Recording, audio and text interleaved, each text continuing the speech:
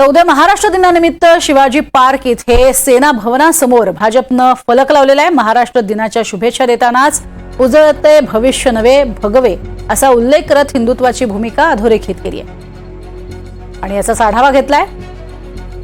आपण पाहतोय 1 मे महाराष्ट्र दिनाच्या आणि कामगार दिनाच्या हार्दिक शुभेच्छा असं म्हणत उजळते भविष्य नवे भगवे असं म्हटलेलं आहे। याचा आढावा घेतलाय आमचे प्रतिनिधी विशाल पाटील यांनी।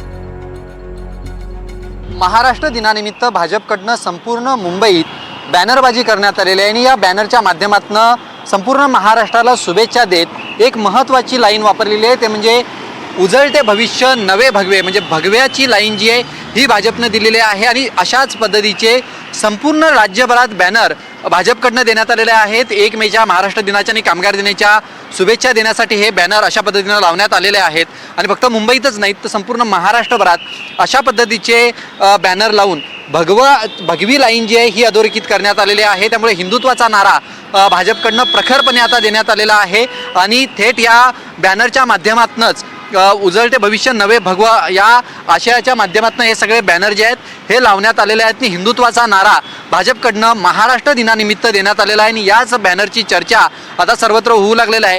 फक्त मुंबई शहर नाही तर महाराष्ट्रातील प्रत्येक जिल्ह्यात अशाच पद्धतीचे बॅनर्स हे भाजपकडनं लावून थेट संकेत जे आहेत ते हिंदुत्वाच्या बाबतीत त्यांनी दिलेले आहेत। येणाऱ्या निवडणुकांच्या पार्श्वभूमीवरती हिंदुत्वाचा मुद्दा भाजप हाती घेणार हे स्पष्ट होताना पाहायला मिळते आणि 1 मेच्या निमित्ताने आणि महाराष्ट्र दिनाच्या निमित्तानं भाजपकडनं भगव्यामयी शुभेच्छा देत भगवी लाईन पकडत अशा पद्धतीचे बॅनर्स संपूर्ण राज्यभरात लावण्यात आलेले आहेत। व्हिडिओ जर्नलिस्ट गौरव नाईकसह विशाल पाटील, NDTV मराठी, मुंबई।